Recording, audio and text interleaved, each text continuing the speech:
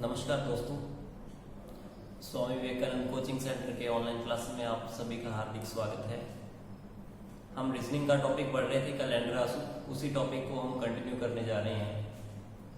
आज हम पढ़ रहे हैं कि समान महीनों को ज्ञात करना। वर्ष के समान महीने,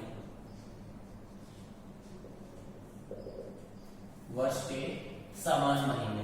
इससे पहले हम पढ़ चुके हैं ऑड डेज ज्ञात करना, लीप वर्ष ज्ञात करना, वो सब हम पढ़ चुके हैं। आज हम पढ़ रहे हैं कि वर्ष के समान महीने कैसे ज्ञात करते हैं। जैसा कि आप सभी को पता ही होगा कि जनवरी माह की अगर हम बात करें तो जनवरी माह 31 दिनों का होता है। अगर हम फरवरी की बात करें तो फरवरी माह या तो होगा 28 दिन का या फिर होगा 29 दिन का। अगर हम बात करें मार्च महीने की तो मार्च महीना जो होगा वो 31 दिन का होगा। अगर हम बात करें अप्रैल की तो अप्रैल महीना जो होगा वो 30 दिन का होगा। अगर हम बात करें मई की तो मई जो होगा वो 31 दिन का होगा। मई के बाद हम बात करें जून की तो जून 30 का होगा। जुलाई महीने की बात करें हम तो जुलाई 31 दिन का होगा। अगस्त की हम बात करें तो अगस्त भी 31 दिन का होगा। उसके बाद हम सितंबर की बात करें तो 30 दिन, अक्टूबर की बात करें तो 31 दिन, नवंबर की बात करें तो 30 दिन और दिसंबर में होंगे 31 दिन।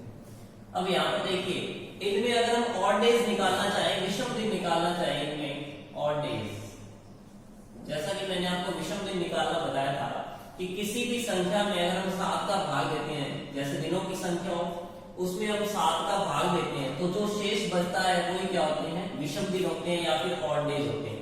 जब 31 में 7 का भाग दिया जाएगा तो 7 चौका 28 और शेष बचेगा 3, यानी जनवरी के लिए जो विषम दिन है, ये जो 3 आ रहा है ये है विषम दिन। 3 जो है वो विषम दिन है या फिर इसको कहते हैं अतिरिक्त दिन, या फिर इसको कह दिया जाता है ऑड डेज। अब यहाँ पर देखिए, जनवरी की अगर हम बात करें तो 31 दिन का महीना होता है, जिसको 7 से भाग देंगे तो 3 रिमाइंडर आएगा। इसका मतलब जनवरी माह में 3 विषम दिन होते हैं। फरवरी की बात करें तो 28 में पूरा भाग चला जाता है, रिमाइंडर आता है 0। 29 में भाग देते हैं तो रिमाइंडर बचता है 1। इसका मतलब है कि फरवरी माह में विषम दिन या तो 0 होगा या फिर 1 होगा। हम बात करें मार्च के लिए तो मार्च में भी 31 दिन का महीना है। अगर हम इसको 7 से भाग देंगे तो रिमाइंडर आएगा 3। इसका मतलब मार्च में 3 विषम दिन होते हैं। अप्रैल की बात करेंगे तो 2 विषम दिन होते हैं। मई की बात करें तो 3 विषम दिन, जून में 2 विषम दिन, जुलाई में 3 विषम दिन, अगस्त में भी 3 विषम दिन, सितंबर में 2 विषम दिन, अक्टूबर में 3 विषम दिन, नवंबर में 2 विषम दिन और दिसंबर में 3 विषम दिन। ये था विषम दिन, यानी जनवरी में अगर हमें 31 दिन का महीना दे रखा है, अगर हम उसमें विषम दिनों की बात करें तो 3 आएगा। फरवरी के लिए विषम दिन या तो 0 होगा या फिर 1 होगा। अगर बात साधारण वर्ष की हो रही है तो उसमें विषम दिन फरवरी में 0 आएगा। अगर बात लीप वर्ष की हो रही है तो उसमें विषम दिन आएगा 1। मार्च के लिए 3, अप्रैल के लिए 2, मई के लिए 3, जून के लिए 2, जुलाई के लिए 3, अगस्त के लिए 3, सितंबर के लिए 2, अक्टूबर के लिए 3, नवंबर के लिए 2, दिसंबर के लिए 3। अब हम पढ़ने जा रहे हैं वर्ष के समान महीने ज्ञात करना, कि वर्ष के कौन कौन से महीने जो होते हैं वो एक समान होते हैं, यानी उनका कैलेंडर एक समान होता है। उससे पहले हमें समझना है क्या, यहाँ पर देखिए, अगर बात हो 29 दिन की, यदि 29 दिन का कोई महीना है, 29 दिन का महीना, यदि 29 दिन का कोई महीना है, आपको ध्यान में रखना है कि देखिए 29 दिन की बात हो रही है, यानी जो पहला दिन है उससे लेकर हम गणना करेंगे 28 दिन की। अगर मैं आपको कह दूं कि 1 तारीख को अगर मंडे है, 1 तारीख को अगर मंडे है, आपको बताना है कि 29 तारीख को क्या होगा। तो देखिए, जैसा कि मैंने आपको पिछली वीडियो में भी बताया था कि जो दिन हम फाइंड करते हैं उसको हम काउंट नहीं करते। क्यों? क्योंकि उससे पहले दिन तक की गणना की जाती है, क्योंकि जिसको हम फाइंड कर रहे हैं उसकी गणना उसमें नहीं की जाएगी। यहाँ पर देखिए टोटल दिन 29 दिन वाले महीने की बात की जा रही है, तो यहाँ पर दिन हम लेंगे 28, यानी 29 से एक हम लेंगे 28, क्योंकि 29 का हम ज्ञात कर रहे हैं। जब 28 में 7 का भाग देते हैं तो भाग पूरा जाता है, रिमाइंडर आता है 0। इस 0 का मतलब क्या है? इस 0 का मतलब है कि 29 दिन वाले महीने में, 29 दिन वाले महीने में जिस दिन महीना शुरू होता है,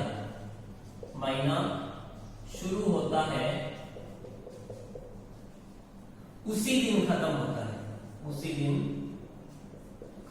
है। कहने का मतलब कि अगर 29 दिन वाले महीने में 1 तारीख को सोमवार है, तो 29 तारीख यानी अंतिम दिन को भी क्या होगा? सोमवार होगा, मंडे होगा। ये बात आपको ध्यान में रखनी है। बात कर रहे हैं हम 29 दिन के महीने की। इसके बाद अगर हम बात करें 30 दिन के महीने की, 30 दिन का महीना, 30 दिन के महीने की अगर हम बात करें तो आपको ध्यान में रखना है, क्योंकि अभी मैंने बताया कि 1 तारीख को हम लेंगे, जैसे मैंने यहां पर माना था मंडे, तो 1 तारीख को मंडे ले लेते हैं, और हमें याद करना है 30वां दिन, उसी महीने का 30वां दिन क्या होगा? तो 30वां दिन तो हमें याद करना है, तो हम यहाँ पर दिन कहां से कहां तक लेंगे? 1 से लेकर 29 तक लेंगे दिन। तो 29 में जब हम 7 का भाग देंगे तो रिमाइंडर आएगा हमारे पास 1। इसका मतलब है कि 30 दिन का महीना जिस दिन शुरू होगा,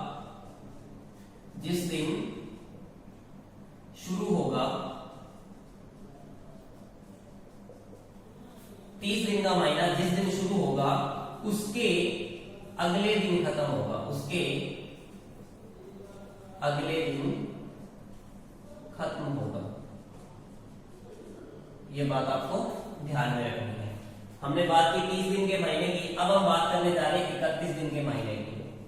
जब महीना 31 दिन का है, 31 दिन का महीना, तो आपको ध्यान में रखना है, जैसा कि अभी मैंने बताया था, भाग किसमें देंगे? 30 में देंगे। 1 से लेकर 30 तारीख तक को ही हम काउंट करेंगे, क्योंकि 31 दिन का तो हमें याद करना है। तो यहाँ पर देखिए 30 में अगर हम 7 का भाग देंगे, रिमाइंडर आएगा 2। इस 2 रिमाइंडर का मतलब है कि जिस दिन महीना शुरू होगा, जिस दिन महीना शुरू होगा उसके 2 दिन बाद खत्म होगा। उसके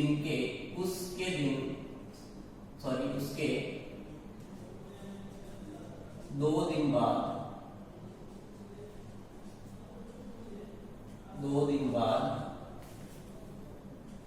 समाप्त होगा या खत्म होगा।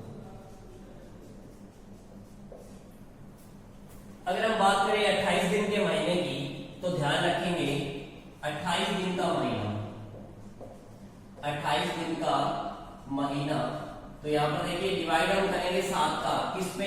27 दिनों में, क्योंकि 28 का हमें फाइंड करना है। जब 27 में 7 का डिवाइड करेंगे तो रिमाइंडर देगा हमारे पास 6। इसका मतलब क्या है? इसका मतलब है कि जिस बार को या जिस दिन महीना शुरू होगा उसके 6 दिन बाद, या तो हम कह दें कि 6 दिन बाद, या ध्यान रखेंगे देखिए एक सप्ताह में 7 दिन होते हैं, या तो हमें 6 कदम आगे चलना है, या फिर हम क्या करेंगे 7 - 6 यानी 1 बचा 1 दिन पीछे चले जाएंगे। 6 दिन बाद या 1 दिन पहले खत्म होगा। देखिए यहां पर आ रहा था रिमाइंडर 6, रिमाइंडर 6 का मतलब है कि 6 दिन आगे। लेकिन अगर हम 6 दिन आगे नहीं चलना चाहते हो तो हमें क्या करना है? 7 में से 6 को माइनस करना है, रिमाइंडर आएगा 1, उसको हम रिवर्स करेंगे, यानी हमें 1 कदम पीछे चलना है। आपको हमेशा ध्यान में रखना है, जब भी 29 दिन के महीने की बात होगी तो आप ध्यान रखेंगे कि महीना जिस दिन शुरू होगा उसी दिन खत्म होगा। कब? जब दिन 29 दिन का कोई महीना होगा। जब हम बात करेंगे 30 दिन के महीने की, तो आपको ध्यान में रखना है कि जिस दिन महीना शुरू होगा उसके अगले दिन महीना खत्म होगा। जैसे यहाँ पर मंडे को अगर महीना शुरू हो रहा है तो ट्यूसडे को महीना खत्म होगा। बात करें अगर हम 31 दिन की, तो 31 दिन में आपको ध्यान में रखना है जिस दिन महीना शुरू होगा उसके महीना खत्म होगा। यानी अगर मंडे को शुरू हुआ है तो वेडनेसडे को वो खत्म होगा। और अगर हम 28 दिन की बात करें तो 28 दिन के महीने में आपको ध्यान में रखना है कि जिस दिन महीना शुरू होगा उसके 6 दिन बाद या फिर 1 दिन पहले महीना खत्म होगा। यानी अगर मंडे को महीना शुरू हुआ है तो वो संडे को खत्म होगा, मंडे को अगर शुरू हुआ है तो वो संडे को खत्म हो जाएगा। तो ये बेसिक बातें आपको ध्यान में रखनी है। अब हम बात करते हैं वर्ष के समान महीनों के बारे में कि वर्ष के कौन कौन से महीने जो होते हैं वो समान होते हैं, चाहे वो लीप वर्ष हो या फिर साधारण वर्ष हो। और कैसे हम ज्ञात करते हैं कि किसी वर्ष के समान महीने कौन कौन से होंगे, तो आइए इस पर हम बात करते हैं। तो देखिए, सबसे पहले मैं बात करने जा रहा हूं यहां पर लीप वर्ष हो या साधारण वर्ष, इस पर कोई फर्क नहीं पड़ता कि चाहे लीप वर्ष हो या साधारण वर्ष हो, कौन से ऐसे महीने हैं जो समान ही रहेंगे, उस पर कोई प्रभाव नहीं पड़ेगा, चाहे लीप हो चाहे साधारण वर्ष हो। तो ध्यान रखेंगे, हम ज्ञात कैसे करते हैं, सबसे पहले इस पर बातचीत करते हैं। तो देखिए, मैंने यहाँ पर लिया है लीप और साधारण, चाहे लीप हो चाहे साधारण हो। साधारण और लीप में अंतर कहाँ पैदा होता है, साधारण और लीप में अंतर पैदा होता है जनवरी और फरवरी से। क्यों? क्योंकि अगर हम फरवरी को लेंगे तो हमें जनवरी को भी लेना पड़ेगा, उससे पहले वाले महीने को भी लेना पड़ेगा। तो हम एक बार लीप वर्ष और साधारण वर्ष की बात कर रहे हैं तो जनवरी और फरवरी को नहीं लेंगे, जनवरी और फरवरी के बाद के महीनों की एक बार बात करते हैं। उसके बाद जब हम लीप और साधारण पर आएंगे तब इनके बारे में डिस्कस करेंगे। अब देखिए, यहाँ पर आपको क्या ध्यान में रखना है, आपको ध्यान में रखना है कि जब भी हम समान महीनों की बात करेंगे तो हमारे पास या तो 0 आना चाहिए, 2 महीनों के बीच का अंतर, 2 महीनों के बीच विषम दिनों का अंतर,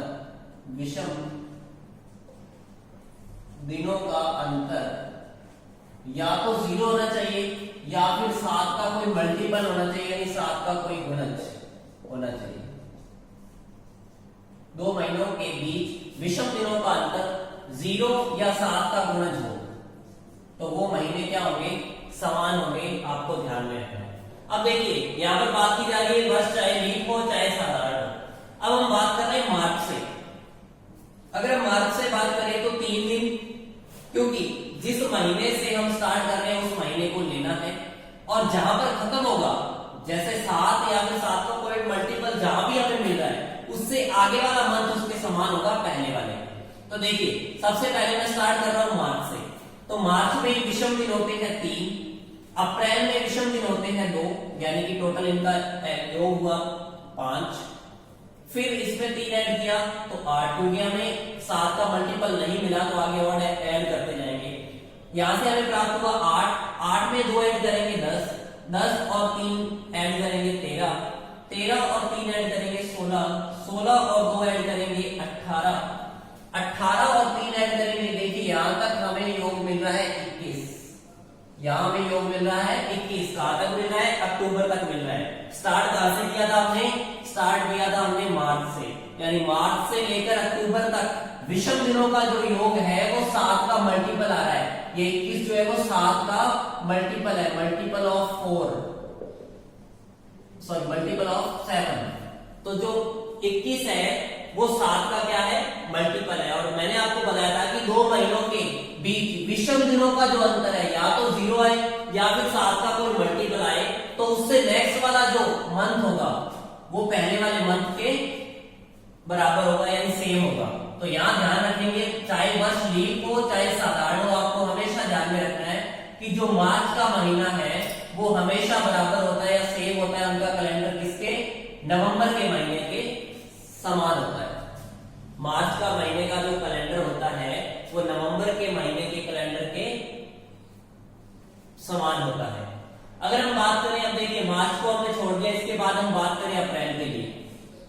तो देखिए, अप्रैल से स्टार्ट करें तो अप्रैल के विषम दिन है 2, स्टार्ट किया है हमने अप्रैल से। अप्रैल के विषम दिन है 2, मई में 3, 5 और 2 7, यानी मल्टीपल हमें मिल रहा है 7। कहां पर मिल रहा है, जून पर मिल रहा है। अगर हम मल्टीपल हमें जून पर मिल रहा है तो उससे नेक्स्ट है जुलाई, वो किसके इक्वल होगा? अप्रैल के इक्वल होगा। तो आपको ध्यान में रखना है हमेशा ही, चाहे वर्ष लीप हो चाहे वर्ष साधारण हो, अप्रैल का जो महीना का कैलेंडर होता है वो जुलाई के महीने के कैलेंडर के जैसा ही होता है, सेम होता है। यानी मार्च का कैलेंडर नवंबर के कैलेंडर के जैसा होगा, अप्रैल का कैलेंडर जुलाई के कैलेंडर के जैसा होगा, चाहे वर्ष लीप हो चाहे साधारण हो। ये बात आपको ध्यान में रखनी है। अब आगे बढ़ते हैं। मई के लिए अगर हम चेक करें तो कोई मल्टीपल हमें नहीं मिलेगा। उसके बाद अगर हम बात करें सितंबर और दिसंबर की, सितंबर और दिसंबर की, क्योंकि अब इनके बीच अगर हम कैलकुलेशन करेंगे तो हमें 7 का कोई मल्टीपल प्राप्त नहीं होगा। अब मैं बात करने जा रहा हूं सितंबर और दिसंबर, सितंबर से लेकर नवंबर की। देखिए सितंबर में विषम दिन है 2, सितंबर के बाद अक्टूबर में चले तो विषम दिन है 3, यानी 2 और 3 को ऐड किया तो 5, 5 और 2 को ऐड किया तो यहाँ पर हमें मिल रहा है 7 का मल्टीपल। तो जहां पर भी 7 का मल्टीपल मिले उससे नेक्स्ट वाला जो मंथ होगा वो फर्स्ट मंथ के इक्वल होगा। यानी हमने स्टार्ट किया था सितंबर से, तो जो सितंबर माह है सितंबर, वो किस माह के कैलेंडर जैसा है? दिसंबर माह का जो कैलेंडर है वो सितंबर माह के कैलेंडर के जैसा है, यानी इन दोनों का कैलेंडर सेम है। यानी अगर 1 तारीख को अगर मंडे है सितंबर के कैलेंडर में, 1 तारीख को अगर मंडे है और 31 दिसंबर को अगर संडे है, तो दिसंबर वाले कैलेंडर में भी 1 तारीख को मंडे और 31 दिसंबर को संडे ही होगा। अब बात कर लेते हैं सिर्फ अगर लीप वर्ष दे रखा है आपको, अगर लीप वर्ष की बात करें कि ओनली लीप वर्ष में किन किन महीनों के कैलेंडर जो है वो समान होंगे। अब ध्यान रहे मैंने आपको बताया था कि 2 महीनों के बीच विषम दिनों का जो अंतर है वो या तो 0 है या फिर 7 है। अब हम स्टार्ट कर रहे हैं जनवरी से। ध्यान दें जनवरी में जो विषम दिन है वो है 3, जनवरी के बाद आता है फरवरी। अब फरवरी में मैंने लीप वर्ष की बात की है यहाँ पर। अगर मैं लीप वर्ष की बात कर रहा हूं तो देखिए हम विषम दिन लेंगे 1, क्योंकि लीप वर्ष में फरवरी 29 दिन का होता है। अगर फरवरी 29 दिन का होता है तो उसका विषम दिन आएगा 1, यानी जनवरी में विषम दिन होंगे 3, फरवरी में विषम दिन लेंगे हम 1, यानी हो गया 4, और उसके बाद मार्च की बात करें तो 3, 4 और 3 हो गया 7, यानी यहाँ पर हमें 7 का मल्टीपल मिल रहा है, 7 मिल रहा है खुद। इसका मतलब क्या है? इसका मतलब है कि जनवरी का जो कैलेंडर है वो अप्रैल के कैलेंडर के जैसा ही होगा, क्योंकि हमें मल्टीपल जो मिला है वो 7 का मार्च महीने पर मिला है, तो उससे जस्ट अगले वाला महीना फर्स्ट वाले महीने के कैलेंडर के जैसा ही होगा। यानी हम कह सकते हैं कि जनवरी का जो कैलेंडर होगा किसमें? लीप वर्ष में। लीप वर्ष में जनवरी का कैलेंडर हमेशा अप्रैल के कैलेंडर के जैसा ही होगा, यानी जनवरी का कैलेंडर और अप्रैल का कैलेंडर लीप वर्ष में एक जैसा ही होता है। अब हम आगे अगर हम बात करें तो देखिए जनवरी से ही ले रहा हूं मैं। जनवरी में विषम दिन 3 थे, फरवरी हमने लीप वर्ष की बात की तो 1, 3 और 1 4, 4 और 3 7, यहां तक हमें मल्टीपल मिल गया था। 7 और 2 को ऐड करेंगे तो 9, 9 और 3 को ऐड करेंगे 12, 12 और 2 को ऐड करेंगे 15, 15 और 3 को ऐड करेंगे 18, 18 और 3 को अगर ऐड करें तो यहाँ पर हमें फिर से मल्टीपल मिल रहा है 7 का 21 आ रहा है, जो कि 7 का मल्टीपल है। इसका मतलब हम कह सकते हैं कि जो जनवरी का कैलेंडर है, जो जनवरी का कैलेंडर है वो सितंबर के कैलेंडर के जैसा हो। एक बार दोबारा रिपीट कर देता हूं। 3 जनवरी के लिए विषम दिन थे 3, फरवरी के लिए 1 यानी हो गया 4, 4 और 3 को ऐड किया 7, 7 और 2 को ऐड करेंगे 9, 9 और 3 को ऐड करेंगे, क्योंकि मई में जो विषम दिन है वो 3 है, 9 और 3 को ऐड करेंगे 12, 12 और 2 को ऐड करेंगे, यहाँ पर हमें मल्टीपल मिल रहा है 2 को ऐड करने पर 14, यहाँ पर हमें मल्टीपल मिल रहा है 14। यहाँ पर ध्यान से देखिए 3 विषम दिन थे जनवरी में, फरवरी में है 1, मार्च में है 3, यानी इन सभी का योग हो गया यहाँ पर 7, 7 और 2 हो गए 9, 9 और 3 को ऐड करेंगे 12, 12 और 2 को ऐड करेंगे, 12 और 2 को ऐड करने पर आ रहा है 14, यानी 14 जो है वो 7 का मल्टीपल है। इसका मतलब है कि जो जनवरी माह का कैलेंडर है वो जून से अगला माह यानी कि जुलाई माह के कैलेंडर के जैसा ही होगा। कब? लीप वर्ष में। यानी हम कह सकते हैं कि जनवरी माह का जो कैलेंडर है वो जुलाई माह के कैलेंडर के जैसा होगा। जनवरी माह का कैलेंडर जुलाई माह के कैलेंडर के जैसा ही होगा। अब हम बात कर रहे हैं ऑर्डिनरी ईयर की बात कर रहे हैं, हम साधारण वर्ष की बात कर रहे हैं। अगर हम साधारण वर्ष की बात करें तो आपको ध्यान में रखना है, देखिए अगर हम जनवरी से स्टार्ट करें, अब यहां पर देखिए क्योंकि हमने पिछले जब लीप वर्ष की बात की थी तो यहां पर हमने लिया था विषम दिन 1, लेकिन अब हम साधारण वर्ष की बात कर रहे हैं तो इस बार विषम दिन लेंगे हम 0, क्योंकि आगे लीप वर्ष की जो बात की थी हमने जनवरी से लेकर जुलाई, अगर हम आगे भी इसकी कैलकुलेशन करेंगे विषम दिनों की तो कहीं भी हमें 7 का मल्टीपल नहीं मिलेगा। तो ये ऐसे दो का ही ग्रुप बनना है, जनवरी और अप्रैल का और जनवरी और जुलाई का। ये ऐसे दो माह है यानी जनवरी और अप्रैल, जनवरी और जुलाई, जिनमें लीप वर्ष में कैलेंडर जो होता है वो समान होता है। अब अगर हम साधारण वर्ष की बात करें तो साधारण वर्ष में ध्यान रहे जो फरवरी होगा उसमें हम विषम दिन लेंगे 0। तो देखिए सबसे पहले अगर बात करें जनवरी से, जनवरी में विषम दिन है 3, उसके बाद 0, क्योंकि यहाँ पर हम बात कर रहे हैं साधारण वर्ष की, फरवरी होगा 28 का, विषम दिन आएगा 0। उसके बाद 3 ऐड करेंगे तो यहाँ पर आ जाएगा 6 और 2 को ऐड करेंगे 8 आएगा, 8 और 3 को ऐड कर देंगे हम तो 11 और 2 को ऐड करेंगे 13 और 3 को ऐड करेंगे 16 और 3 को ऐड करेंगे 19 और 2 को ऐड करेंगे तो आ रहा है 21, यानी हमें 7 का मल्टीपल मिल रहा है सितंबर पर। कहां से शुरू किया था हमने? जनवरी से शुरू किया था, हमने जनवरी से शुरू किया और 7 का मल्टीपल मिल रहा है हमें सितंबर पर, यानी इससे 10 अगले वाला जो माह होगा यानी अक्टूबर जो होगा उसका कैलेंडर जनवरी के कैलेंडर के जैसा ही होगा। तो आप हमेशा ध्यान रखेंगे साधारण वर्ष में जनवरी का जो कैलेंडर होता है वो अक्टूबर के कैलेंडर के जैसा ही होता है, जनवरी और अक्टूबर का जो कैलेंडर होता है वो एक जैसा ही होता है, सेम होता है। अब हम बात करने जा रहे हैं फरवरी और मार्च की, तो ध्यान से देखिए मैं स्टार्ट कर रहा हूं फरवरी से और आगे बढ़ रहे हैं मार्च की ओर। तो ध्यान रहे जब भी मैं फरवरी पर विषम दिनों की कैलकुलेशन करूंगा तो आ रहा है 0, यानी कि फरवरी और मार्च के बीच में विषम दिनों की जो संख्या है वो क्या है? 0। और मैंने आपको बताया था कि जब भी 2 महीनों के बीच विषम दिनों का अंतर 0 या 7 हो, 0 या 7 का कोई गुणज हो तो वो 2 महीने समान होते हैं। अब यहाँ पर देखिए इनमें विषम दिनों का अंतर फरवरी और मार्च में क्या आ रहा है? 0 आ रहा है। इसका मतलब क्या है? इसका मतलब है कि जो फरवरी माह है वो मार्च माह के जैसा ही होगा। कब? साधारण वर्ष में, ऑर्डिनरी या जनरल ईयर में, ऑर्डिनरी या फिर जनरल ईयर में। आपको ध्यान में रखना है कि फरवरी माह का जो कैलेंडर है वो मार्च माह के कैलेंडर के जैसा ही होगा साधारण वर्ष में।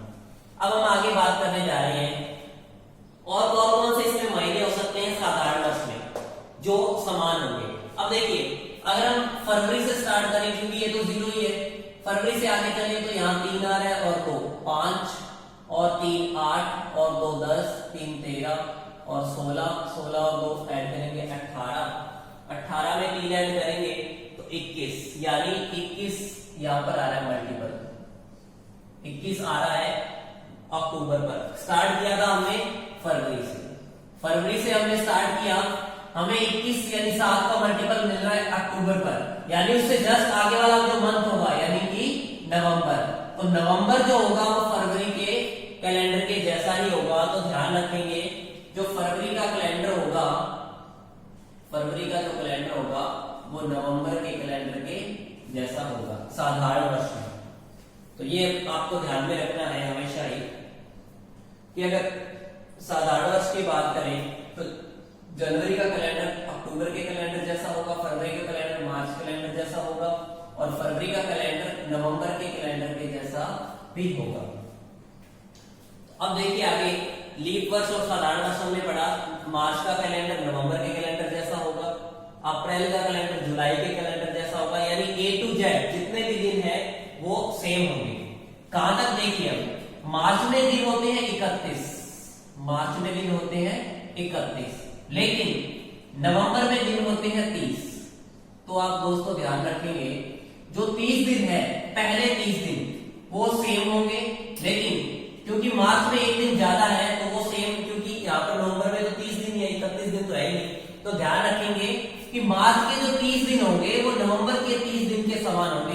क्योंकि मार्च जो है वो 31 दिन का होता है, लेकिन नवंबर 30 दिन का ही है। तो ध्यान रखेंगे जो पहले मार्च के 30 दिन होंगे वो नवंबर के 30 दिनों के समान होंगे। बात करें अप्रैल की, तो अप्रैल में दिन होते हैं 30, और जुलाई की बात करें तो जुलाई में दिन होते हैं 31। तो ध्यान रखेंगे अप्रैल के जो फर्स्ट 30 दिन है, अप्रैल के जो पहले 30 दिन है वो जुलाई के 30 दिनों के बराबर या एक जैसे ही होंगे। कहने का मतलब है कि अगर मैं कहूं कि 7 तारीख को वेडनेसडे था, 7 तारीख को वेडनेसडे था अप्रैल माह में, तो ध्यान रखेंगे 7 जुलाई को भी क्या होगा, वेडनेसडे ही होगा। अब बात करते हैं सितंबर और दिसंबर में, तो सभी को ध्यान होगा सितंबर में 30 दिन होते हैं, लेकिन दिसंबर में दिन होते हैं 31। तो दोस्तों ध्यान रखेंगे सितंबर के पहले 30 दिन दिसंबर के पहले 30 दिनों के जैसे ही होंगे, एक दिन एक्स्ट्रा है वो सेम नहीं होगा, क्योंकि सितंबर में तो सिर्फ 30 दिन ही है।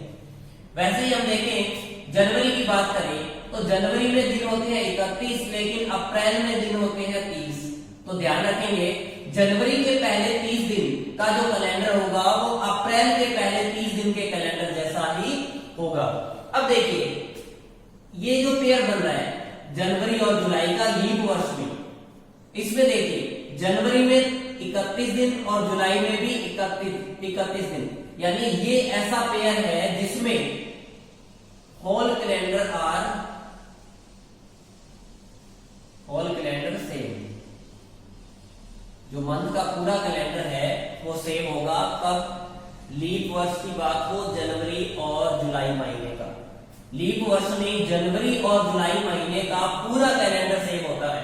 बाकी हमने देखा कि किसी में 30 दिन है तो दूसरे में 31 दिन है, तो सेम नहीं बन रहा है। लेकिन ध्यान रखेंगे कि लीप वर्ष में जनवरी और जुलाई महीनों का पेयर ऐसा है जिसमें पूरा कैलेंडर जो होता है वो सेम होता है। अब अगर हम बात कर रहे हैं साधारण वर्ष में, तो साधारण वर्ष में अगर हम बात करें जनवरी और अक्टूबर की, तो ध्यान रखेंगे जनवरी में दिन होते हैं 31 और अक्टूबर में भी दिन होते हैं 31, यानी साधारण वर्ष में ये एक ऐसा पेयर है महीनों का, मंथ्स का एक ऐसा पेयर है जिसमें पूरा कैलेंडर जो होगा वो सेम होगा। लीप वर्ष की बात करें तो जनवरी और जुलाई का पेयर, और साधारण वर्ष की बात करें तो जनवरी और अक्टूबर का पेयर। अब देखिए क्योंकि इनका तो मैच करेगा ही, क्योंकि फरवरी में अगर हम बात करें तो साधारण वर्ष में सिर्फ 28 दिन ही होते हैं, लेकिन मार्च में दिन होंगे 31, यानी कि फरवरी के 28 दिन मार्च के पहले 28 दिन के कैलेंडर के जैसे होंगे। अब अगर हम बात करें फरवरी और नवंबर की, तो फरवरी नवंबर जो होता है वो 30 दिनों का होता है और फरवरी इसमें होती है 28 दिनों की। तो इसका मतलब कहने का मतलब है कि फरवरी के पहले 28 दिन नवंबर के पहले 28 दिन के जैसे होंगे। जो 2 दिन बच रहे हैं वो कैलेंडर सेम नहीं होगा, सिर्फ 28 दिन का कैलेंडर सेम होगा, क्योंकि फरवरी में 28 दिन है। तो जो क्वेश्चन बनता है, मेन क्वेश्चन क्या है, अगर हम लीप वर्ष की बात करें तो ओनली एक ऐसा पेयर है जनवरी और जुलाई का, जनवरी और जुलाई ओनली एक ऐसा पेयर है लीप वर्ष में जिसमें 31 के 31 दिन दोनों के सेम होते हैं, यानी पूरा कैलेंडर सेम होता है। कब जनवरी और जुलाई महीने की बात की जाए लीप वर्ष में। और साधारण वर्ष में ध्यान रखेंगे जनवरी और अक्टूबर महीने का जो पूरा कैलेंडर होता है वो सेम होता है। साधारण वर्ष में जनवरी और अक्टूबर महीने का जो कैलेंडर होता है वो पूरा समान होता है। तो उम्मीद है दोस्तों आपको वर्ष के समान महीने अच्छे से समझ में आए होंगे।